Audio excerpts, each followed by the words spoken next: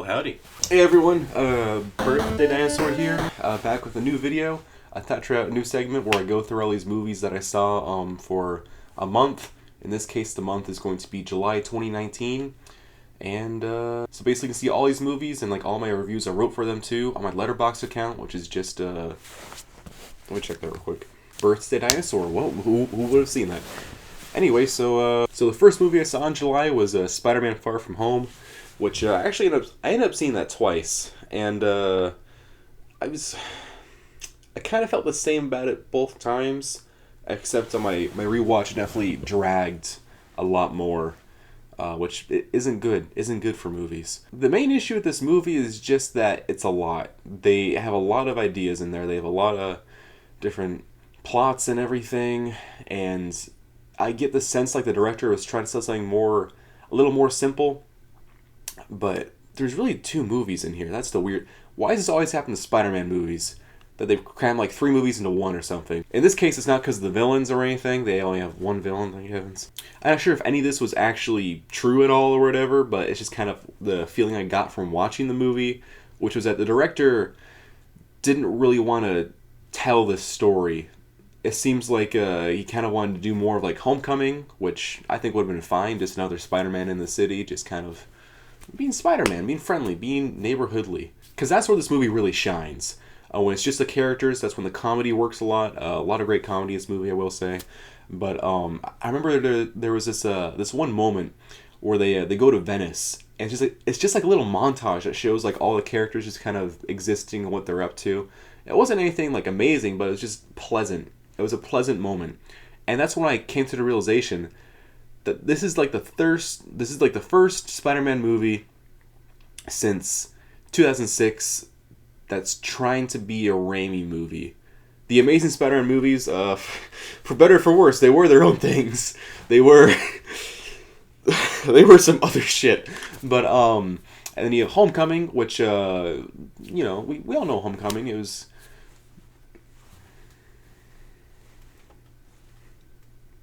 And then Spider-Verse was something else entirely. It's its own vision. It's fantastic.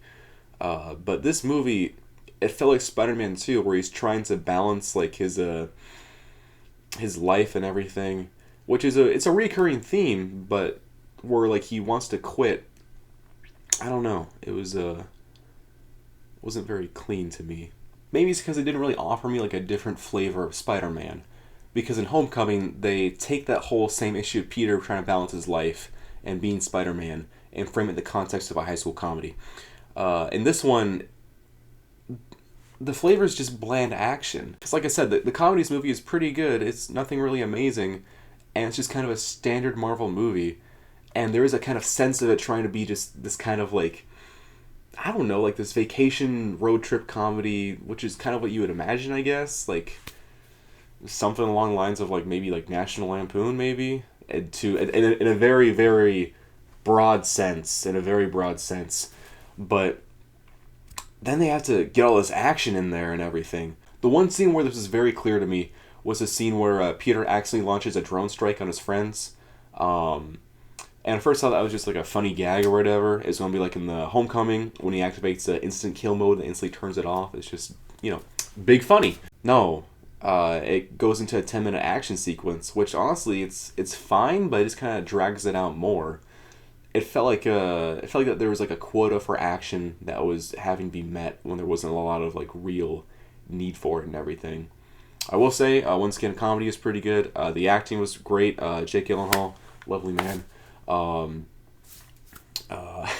Almost to a fault actually, because the first half of this movie, there's almost like this weird like sexual tension between Tom Holland and Jake Gyllenhaal. But then that goes away, for better or for worse. I'm looking at my review for the second time I watched this, and it just says, it's fine, it made millions, who cares? Honestly, yeah. On Letterboxd, I gave this a 6 out of 10, but really I might just give it a 5 out of 10, honestly. Second movie I saw in July was Midsommar. Right off the bat, I'm going to say this is a great movie. Very, very impressed with it. Hereditary is one of my favorite movies of all time. My favorite movie of the last year. I think it's fantastic. Midsommar is very much a very different flavor of horror. And even then, like Hereditary was a very weird take in horror. I don't want to compare this whole movie to Hereditary because I feel like that's kind of unjust and has been done a lot. But let me proceed to compare it to Hereditary. But no, I think that the cinematography in this was very, very impressive. Ari Aster, fantastic job with this. I like how he does violence. You see some of that in Hereditary too, but in this movie, it's very short, but it's effective and it's used to create a sense of dread. I really like that a lot. Acting's fantastic. I remember the first time I saw this, I knew there was something deeper going on, and I knew it was done well. I just didn't know exactly what it was, and now kind of realize that this is a breakup movie. This isn't a hot take really, but this is a breakup movie, and it's all about seeing the writing on the wall, which you kind of see a lot in this movie. Because spoilers, not spoilers, they kind of go to like this weird cult thing out in Europe. Those plucky Europeans, but and the whole time, the characters and us audience are kind of shown exactly what's going to happen to all of them. Once again, the writing is literally on the walls in this movie, and then they just kind of ignore it and they keep on going through with it, and then bad things happen. And much like some relationships, that's how it is. You just kind of keep on going through with it, and then it just comes tumbling down. Midsommar, great movie. I'd say probably a 8 out of 10, maybe an 8.5. Oh, and the comedy was great too.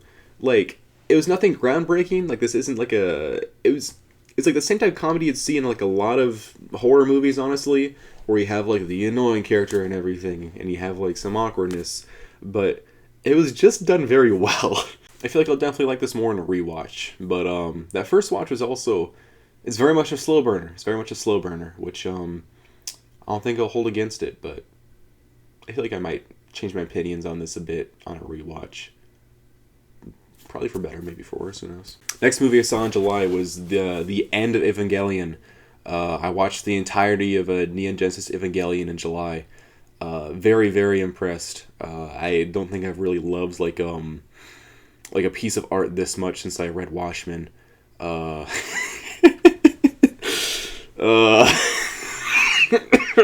that guy. But yeah, I thought it was great. Watched End of Evangelion. The first time I was watching it, I did love it. I really did love it, but I feel like I was very much kind of afraid to say so. Just because I didn't fully understand what was going on. Kind of same thing like Midsommar. But it's crazy how much more you get when you rewatch the show, and also when you rewatch just the movie itself too. A lot of it starts just kind of clicking, and it's great. There's a lot of great visuals and animation. The first half is pretty action heavy, which is pretty good. Then the second half is borderline abstract. It's not surreal. Surrealism is something different, but abstract. It's fantastic. I will say one thing, and I'll probably change my mind about this later on. I'll probably go on to give this thing like a 10 or something. But like, I feel like this movie kind of gets a lot more praise for the kind of themes and concepts it brings up than the actual craft of the film itself, which you shouldn't totally discount because those themes and concepts are still part of the film. But even then, what an amazing film! I love End of Evangelion. One of my new favorites. I will say that one of my new favorites. Definitely check the whole show out, and don't skip the last 2 episodes. This is very much a part of that. Anime recommendation. Speaking of anime, I saw Toy Story 4. It was very nice to see Pixar make a good sequel again. All the other sequels that they've made recently have just kind of been like decent on average, like kind of like a kind of bad to like kind of good, and then everyone forgets about them. Like, do you really remember anything about like Finding Dory? I remember Sigourney Weaver. That's about it. They all pale in comparison to the originals. And Toy Story 4, I wouldn't say is the case. I'm not sure if it'll be like as iconic as those other movies, but I think I thought it was a great film. I wasn't looking forward to this thing at all. I thought the trailers looked bad, and I thought the movie was unnecessary. I was like everyone else on that bandwagon saying that Toy Story 4 is going to ruin the ending of Toy Story 3. And then it kind of came to the realization while watching this movie that Toy Story 3 was the ending of Andy's story, but not necessarily the ending of Woody's story. And I also liked what they had going for a bit too, where they had I thought they were going to end the trilogy right there, and just kind of have the story of the toys be continued through like these like short films or whatever. But no, I thought this was really nice. And I also realized that all of the Toy Story sequels are 100% unnecessary. My only issues are kind of more personal. I didn't like how they handled Buzz in this movie. I thought they dumped him down to be a total meathead. Which, it was funny and everything, but he's like Woody's best friend. I would like to see more of Buzz in there, and Buzz being a good friend and everything, even though this is totally Woody's story. Also, I'd like to see more of the toys too. Just once again, personal preference, but also there's way too many of them. They couldn't have given them all a decent amount of screen time. I understand that, but just personally, I would like to see more of the older toys, or even some of Bonnie's toys too. Everything else was great. This felt like a classic Pixar, like just kind of telling this funny kid story, but it's really more of like a drama that's kind of dealing with like heavier things, like existentialism. And just kind of relationships and kind of just growing old. I was really impressed with the animation. The animation is incredible. If it wasn't for Spider-Verse, I'd say this is probably one of the better 3D animated movies I've seen recently. But yeah, and when I say the animation is incredible, I don't mean that they have like highly detailed models like a lot of the other Disney movies right now.